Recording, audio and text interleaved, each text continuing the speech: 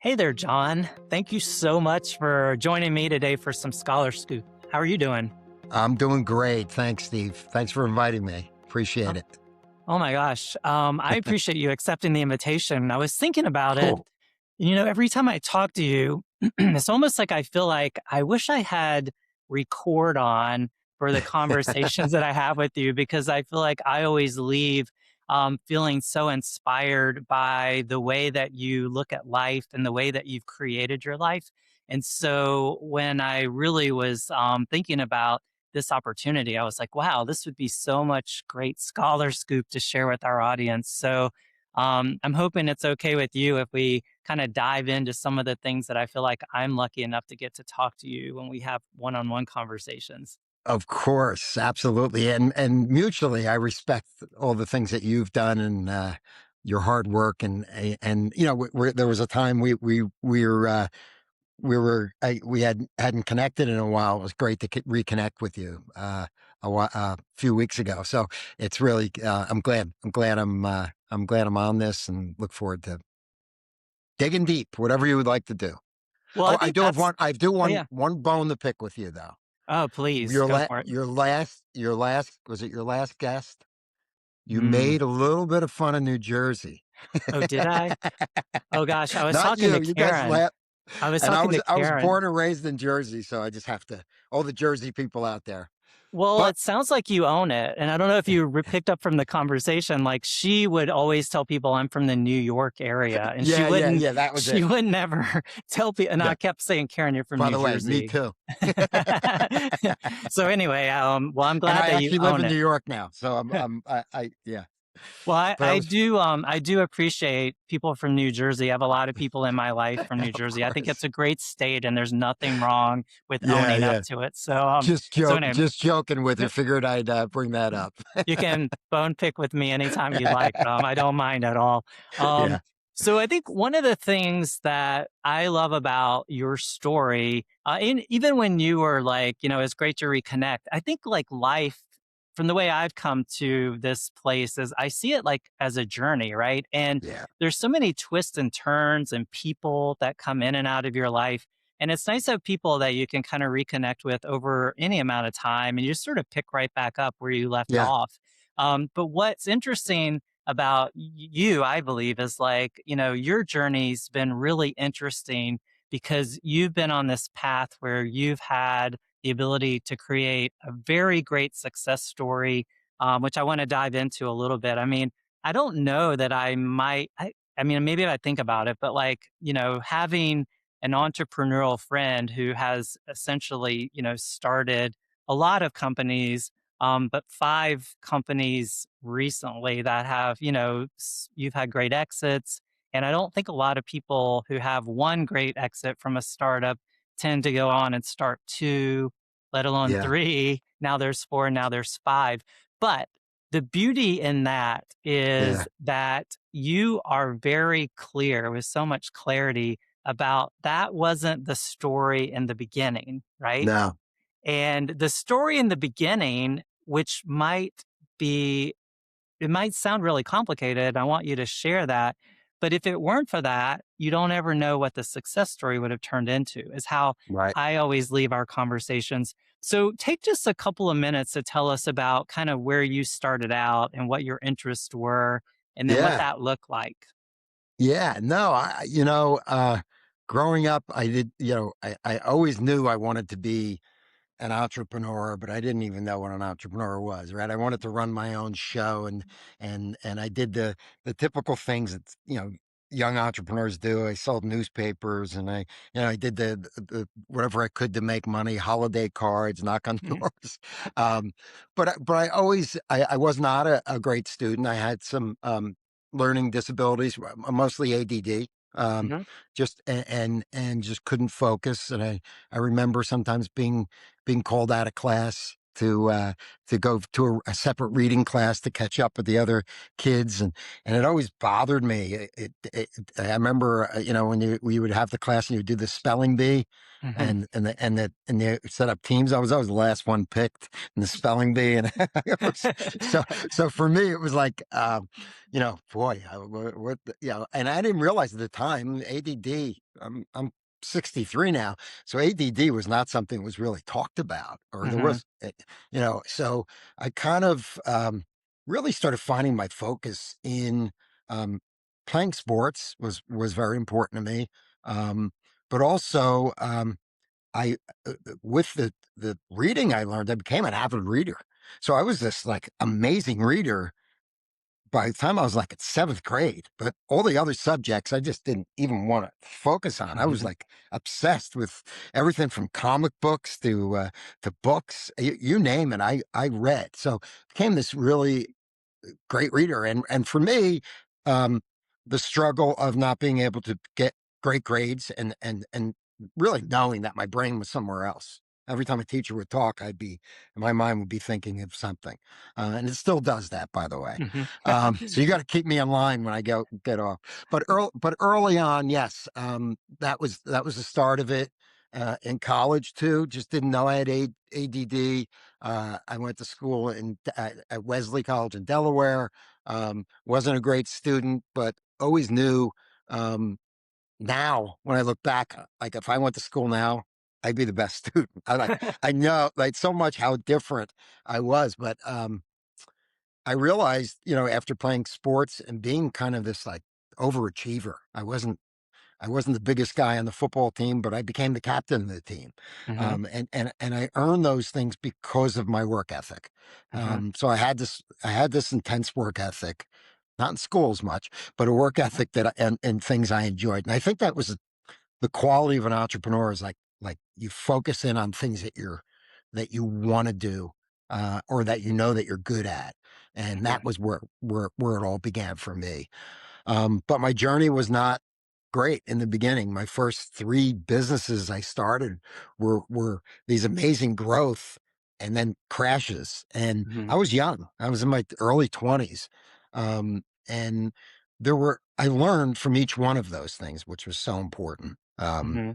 I learned a lesson, and going through those three failures in the beginning just this part of me that each time I learned something else, and each time I learned something else.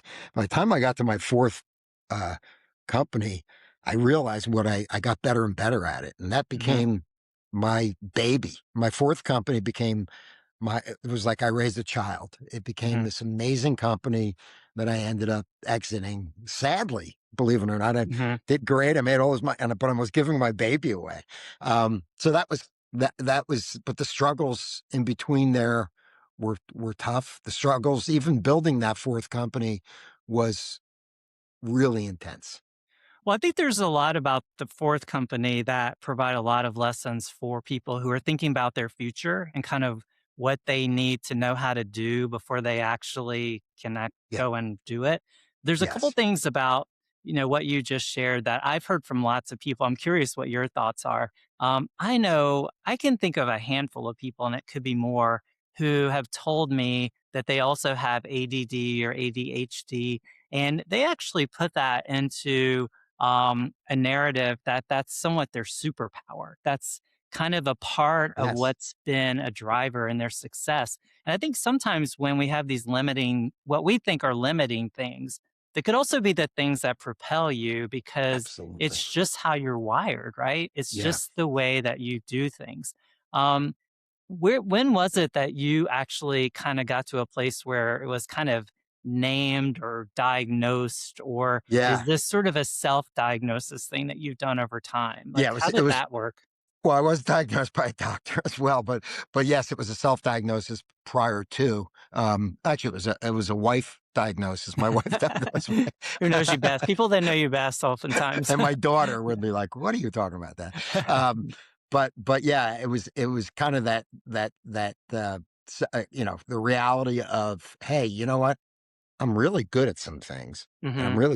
really bad at some things, and Right. I tried to do everything.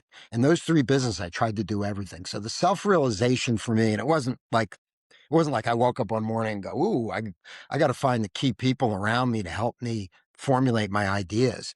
But slowly it started to evolve. Mhm. I had to hire, and it was great because she was another one that said you're ADD, and and her name was Ruth, and she came in and really kind of helped me look at, hey, let me take this. She would say, JB, let me take this off your plate, and Mhm. she would take something she knew what was, and then I brought in another hire, and she was the same way as well, and she would look at me and go, I want to, let me handle the operational. And eventually, before I knew it, I had four key people that were that covered every one of my weaknesses, Mhm. so I could focus on the home run. I was the Right. home run guy, and it was interesting. I went from a mode of working in the business to working on the business. So I Right. became, so that was the defining piece that ultimately made company 4, 5, 6, 7, and 8, made those last 5 companies all successful because I surrounded myself with great people, and I did what, and I realized what my strength was. I think Right. more importantly, I realized what my weakness was. I think Right. that was the most important piece. Yeah, I think a lot of people sometimes don't spend enough time generating some just self awareness Self-awareness. through feedback and input. And you need to be open to that and you need to be willing to hear it so that you Yeah, can potentially do something about it. I think what's maybe a little different now than when you were in college or I was in college back in the day. I think now these things are much more supported on campus. And I think there's a lot of yes, resources for students now that are coming absolutely. to college with some of these diagnoses. So I think Absolutely. and I tell students all the time, the beauty of being on a campus is you're kind of in this like, it's almost like a bubble of a space with so much of a support network, right? There's so many resources and people who are there that want to help you thrive, particularly in that point in time where you're trying to think about your future and Yeah, maybe the future that you want to create. And so I think hopefully for a lot of people now, these things aren't as much of a mystery. They kind of understand it a little bit better, but hopefully like you, it becomes a part of a sense of this is just who I am, mhm, and because of who I am, this is how I can be successful. And what you learned, it sounds like, is that you realize your weaknesses, and knowing your weaknesses, you were clear about finding some people that can kind of reconcile that and yeah, make it work. yeah. And that's been a big thing. I go to, as you know, I guess been guest lecturer at NYU, Ohio State, Fordham, FIT, and I've been mentoring a number of students that want to be entrepreneurs, and I think that was what I was missing too. There was no mentorship, there was no one that can actually help. Hey, I didn't even realize that, you know, whether I had strengths or weaknesses and what they were. So the Hmm. self-awareness took a while for me. It wasn't I was a little bit not self-aware in the beginning, um, because I felt like I could do everything. Hmm. And once you realize and realize that, that cuts them. Maybe maybe if I knew that earlier, I would have cut those three failures into none or one. But but Right. but I learned it, and that's what I try to do with meeting with young entrepreneurs constantly. This is my life now, Hmm. and just kind of seeing that mode and really, hey, rethink. Find your weaknesses out first. Hmm. Really discover it. And one of the things that I always look at an individual about, so many people are interested in building a business and how do I scale it and all this. I'm like, forget scaling right now. Build something that has traction. Hmm. That's the big word now in investing and everything, but something that has traction, whether you're starting to make money from a concept, or you really, or people are online looking. That's the key. Get that traction going, and then you could start. And then in the beginning, yes, sometimes you don't hire it's tough to hire somebody to help your weakness. So you got to get through it at the beginning. You wear multiple hats, but Yep. you just wait until you can take one hat off, hand it off the next one. And that's how you grow your business. Yep. So that's how I feel. Yeah. Well, so there's two things that are at the top of my mind that I want to make sure we don't miss in this conversation that we get to have today. So the first one, so you just said like, well, if you would have known all these things, maybe your first or second business would have been a super success story. Right. But the truth is, had one, two, and three not failed, you probably wouldn't have been in a position to think about how number four could take off, Absolutely. right? But one of the things that and I So think I right. have this right. You can tell me if I've got the story tight, a little bit off, but there's a movie, I don't know if you've ever seen it, that I kind of it's a little dark, but I think it has a really significant meaning behind it, called Sliding Doors. Have you ever seen this with Gwyneth No, Paltrow? no, The I premise of the haven't. movie is like it's a New York City kind of movie, but it's about like she gets off the subway and it's about how decisions impact outcomes, right? So the doors open, she goes out of the subway, and it kind of tells you she chose to go this direction, and all of these things unfolded because she chose that way. Had she chosen to go the other way, a Yeah. lot of other things. But every choice that we make in life, I think, is a Amazing. contributing factor to just defining us. We could have decided something else. But you tell a story So about great. you, and I think about that Sliding Doors movie a lot because it's visiting your grandmother who had a medical situation going on. And Yeah. I just remember you said the elevator was coming to a close and this person stuck their arm in to pull it open. And that Yes. opening the door Yeah. helped you understand what your next business was going to be. And that's where everything started turning toward an upside for you. Is that Yeah. right? Yeah. You want me to tell the story I quickly? do. I want you to Yeah. tell the Yeah. story because Yeah. I think it's really good for Just- people to I think about call how things work. Yeah, it's like a divine intervention, you know. I had just come off my third company and I was super depressed.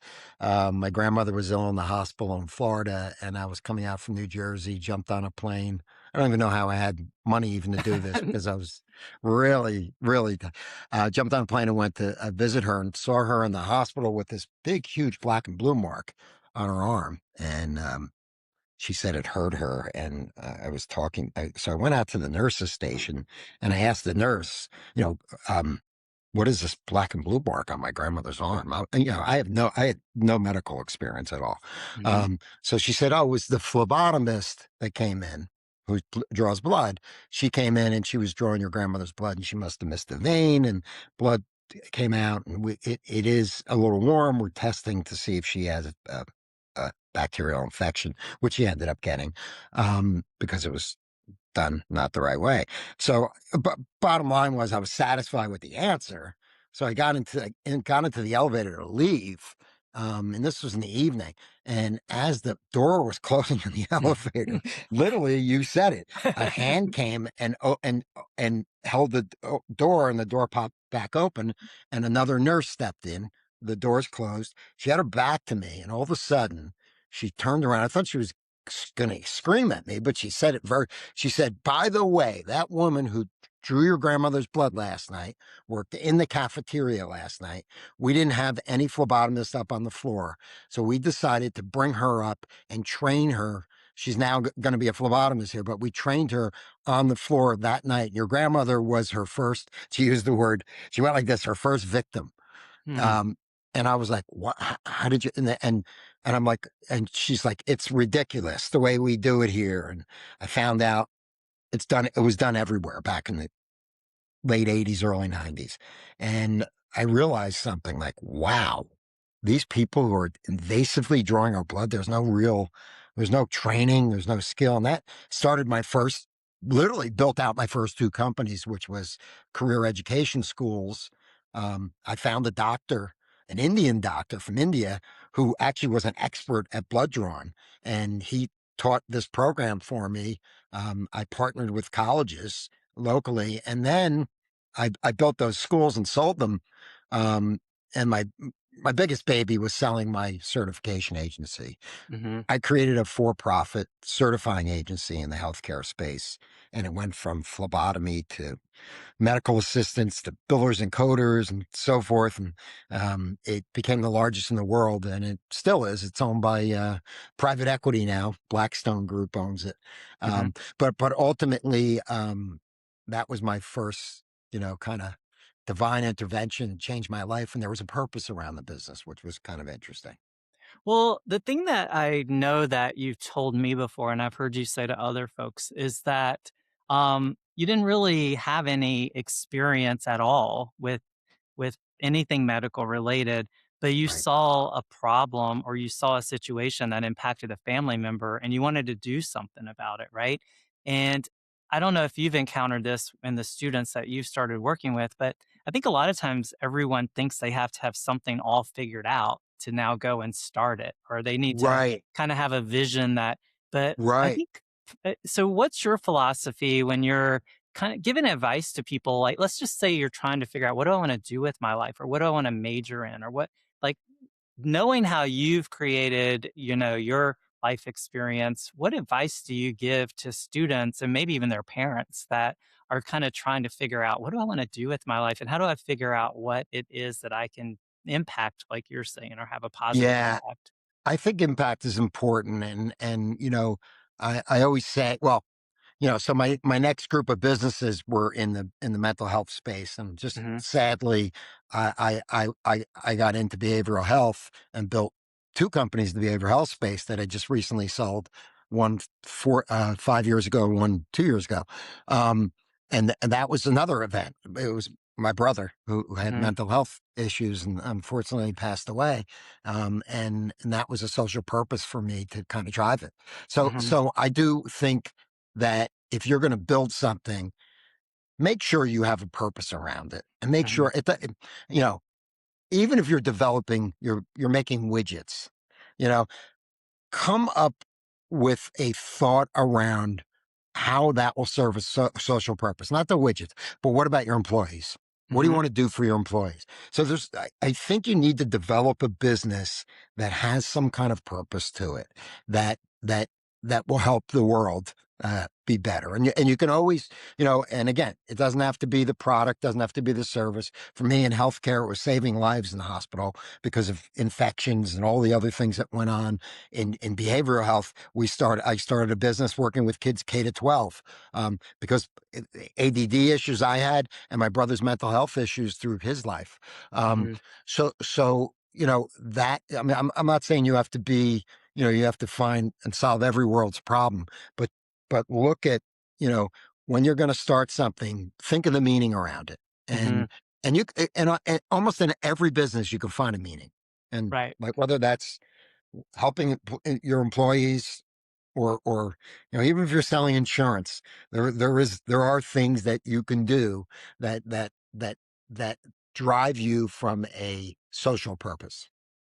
We know a lot of times, I think that all that's really great for everyone to think about. And I know a lot of times I'll hear from students that they have something that they potentially want to explore or want to do, but they will have family members that are discouraging them or telling them they don't know how to do it, or that's not the right thing to be doing based on whatever their life Yeah, experience is, right?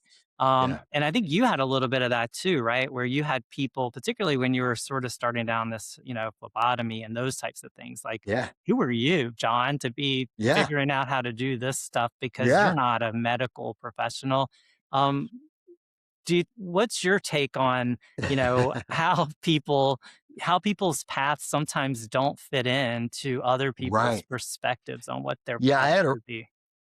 I had a relative that said to me, my uncle was like, what are you doing? You don't know anything about healthcare." Like, he was like really angry at, that I did this. I'm like, this is about change. I'm trying to make a Mhm. change in the world.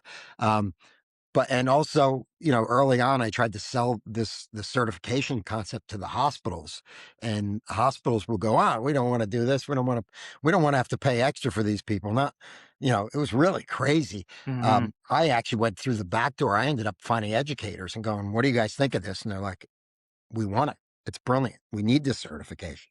And Mhm. those hospitals that laughed at me ended up now if you look for jobs for phlebotomy, they want them to be NHA certified, which is my company. They don't even realize Right. they threw me out the door, and I came in. So yeah.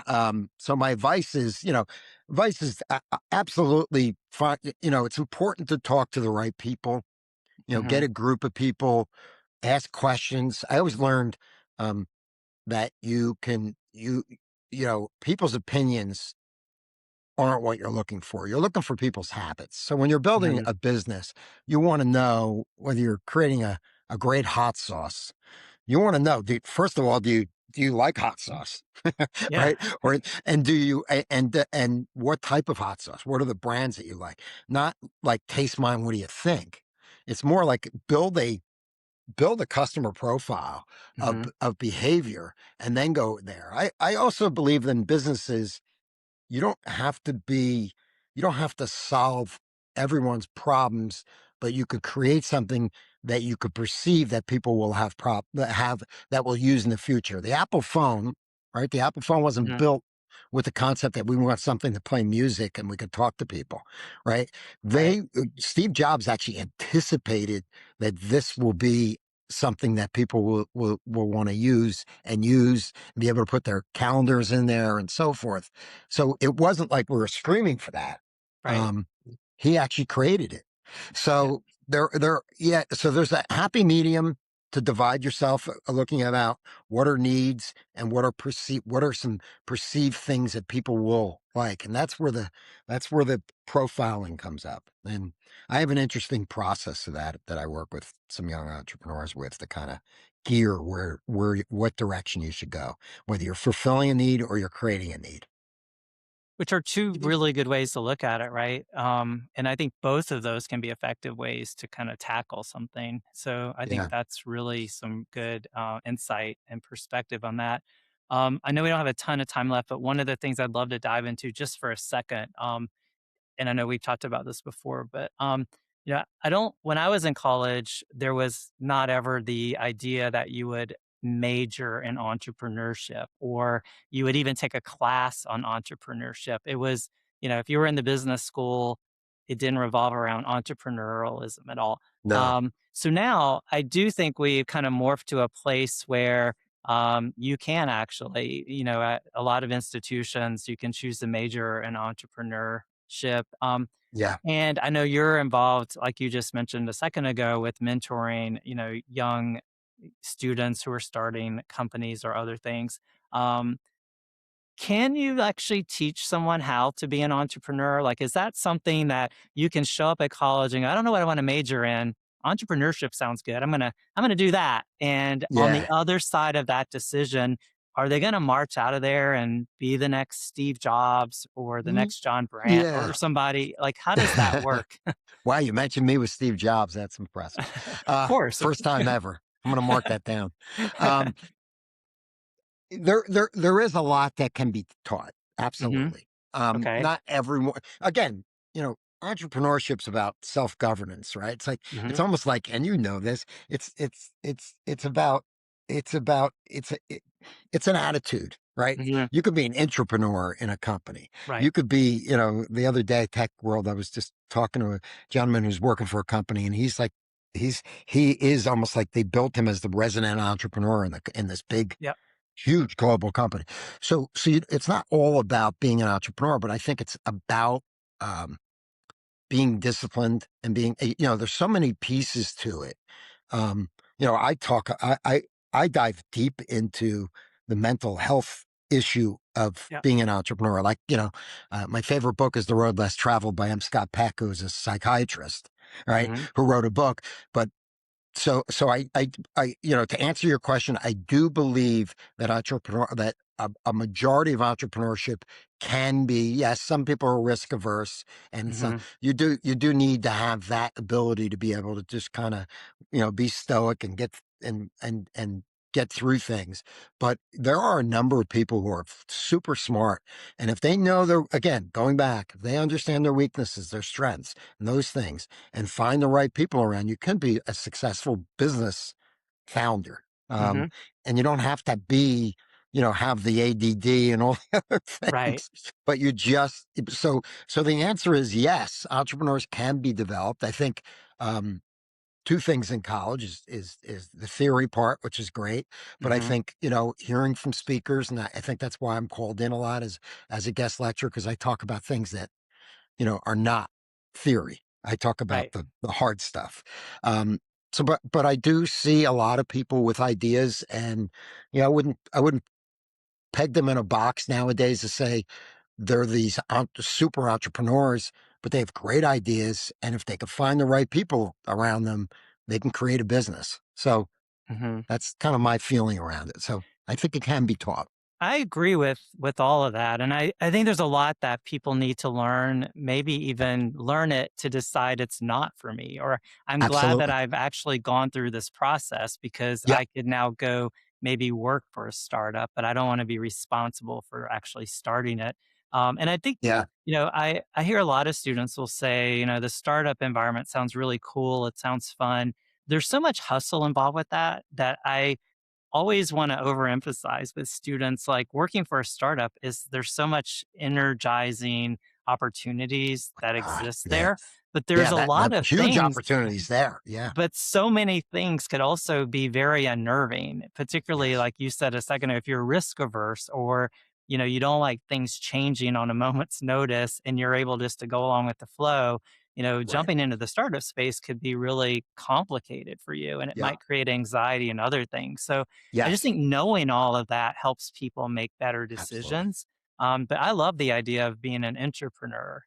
Yeah. And I think about it sometimes, the things that I was doing before I started, my nonprofit, um, I felt like was hired to create things internally that would make it better somehow, Right. right? So I Right. got to build programs and create opportunities and create experiences and I helped the universities where I worked, I think become Yeah. better at what they Right. do because they gave me permission internally to create and to expand and do all that, which also gave me, I think, a lot of confidence when I Yeah. stepped out on my own to build Right. something. I think, well, those experiences Absolutely. helped me. So I just Right. think You you have had to the look confidence. You had the confidence in yourself. Yeah. I think Absolutely. confidence and just the experience itself gives you sometimes the path forward, right?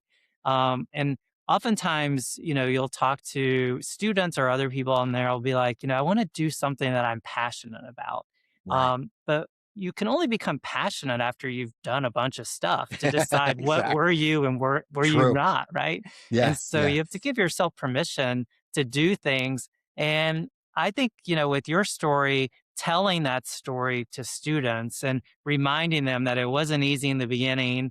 You had three failed businesses. I know you've said before, you were going down this path of depression because it actually Yes. wasn't turning out the way you wanted, all the anxiety, you know, they're wanting to repossess your car, all of those things that Exactly. you really have to find a way to Right. believe in yourself and to Yeah. Yeah. navigate that so you can Yeah. get to the other side and see all of the great things that you've been able Yeah. And to I think create. that's a key part is like, no matter what state you're in, things are going to change, Hmm. right? And Yeah. there are a lot of one of I'm in the business, in the behavioral health space. There's kids that are we're dealing with depression, anxiety. Those things are natural. That happens, Right. and I think people have to understand there's another side to that. And I've been on both sides, and I know that things are always going to get better. Yeah. And even when things are great, I brace myself. I'm a pretty stoic person. I brace myself for the Right. okay, all right. Today's not going to be a great day, but I'm gonna. Once you realize that, and that was my last thing is M. Scott Peck's book, Hmm. The Road Less Traveled. The first two lines just blew me away, and it says, "What?" And that's what made me read the book. Life is difficult, and he says this is a truth, one of the greatest truths.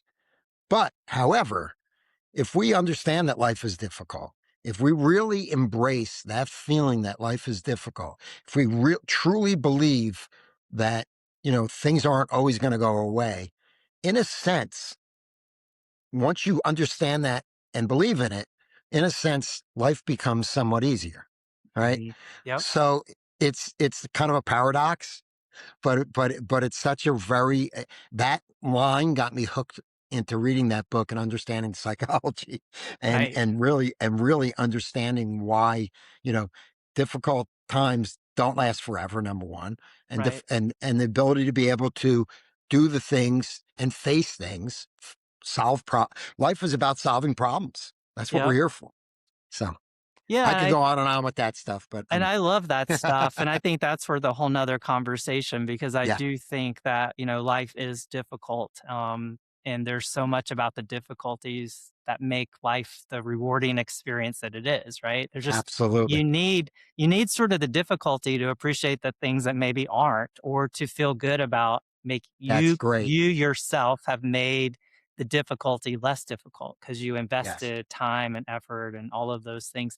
So the final thing I hope I'm not talking a little bit out of school here, but I was going to bring up something that you told me that I think would be useful for people to hear. I'm always Um, an open book, so feel free. you being the incredibly successful entrepreneur that you are and have created the life that you now have, um, what was your reaction when your daughter came to you and said, "Hey, I'm going to start my own thing"? Um, did you react to that the way that you might have thought you would have reacted to that? I reacted like any parent would because she had a great job. Yep. And she called me and she said, "Dad," she rose really fast in a company, and she picked up the phone and called me one day and said, "Dad, I want to leave. I want to leave this and I want to start my own thing." And I'm like, "Natalie, what are you doing? You have this great job." And she just like stopped. I didn't hear a word on the phone. And I'm like, "Natalie, you there?" And she goes, "Dad, I have to tell you something.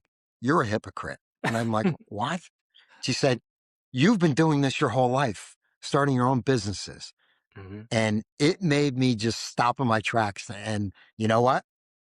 I said, "You're absolutely right. I apologize. You hit it." She struck a nerve with me, that really made me think. And you're absolutely right.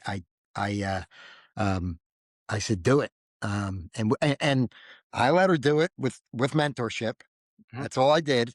My wife and I kind of stayed away and said, if she's going to sink or swim, she's got to do it on her own. mhm. And my wife's much better at that than I am because I would have been like, "I'll give you seed capital, I'll do all these things." Right. But she said, "No, this is the type of business she should be able to generate.